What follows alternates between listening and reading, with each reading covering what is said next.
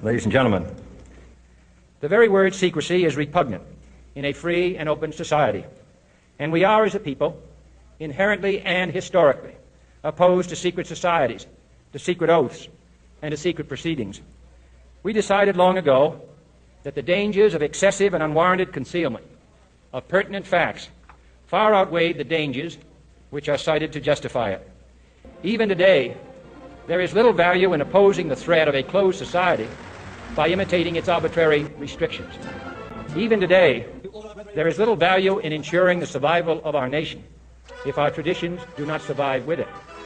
And there is very grave danger that an announced need for increased security will be seized upon by those anxious to expand its meaning to the very limits of official censorship and concealment. That I do not intend to permit to the extent that it's in my control.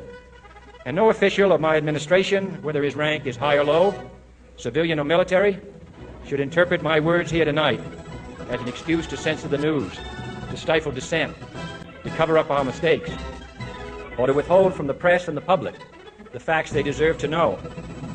For we are opposed around the world by a monolithic and ruthless conspiracy that relies primarily on covert means for expanding its sphere of influence, on infiltration instead of invasion, on subversion instead of elections, on intimidation instead of free choice, on guerrillas by night instead of armies by day.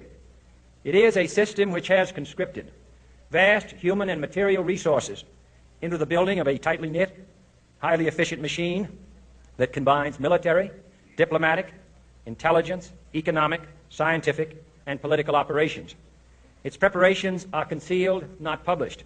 Its mistakes are buried, not headlined. Its dissenters are silenced, not praised. No expenditure is questioned, no rumor is printed, no secret is revealed. No president should fear public scrutiny of his program, for from that scrutiny comes understanding, and from that understanding comes support or opposition, and both are necessary. I am not asking your newspapers to support an administration, but I am asking your help in the tremendous task of informing and alerting the American people. For I have complete confidence in the response and dedication of our citizens whenever they are fully informed. I not only could not stifle controversy among your readers, I welcome it. This administration intends to be candid about its errors. For as a wise man once said, an error doesn't become a mistake until you refuse to correct it. We intend to accept full responsibility for our errors, and we expect you to point them out when we miss them.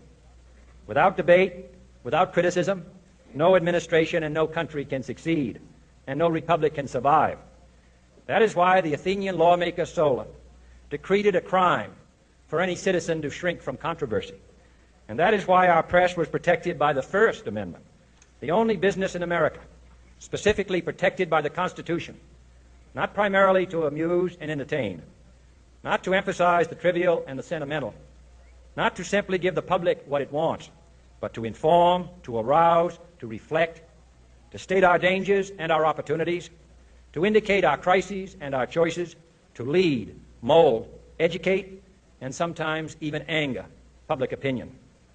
This means greater coverage and analysis of international news, for it is no longer far away and foreign, but close at hand and local.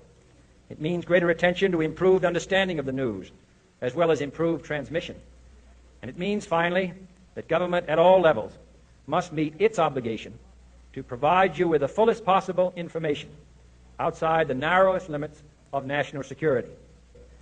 And so it is to the printing press, to the recorder of man's deeds, the keeper of his conscience, the courier of his news, that we look for strength and assistance, confident that with your help, man will be what he was born to be, free and independent.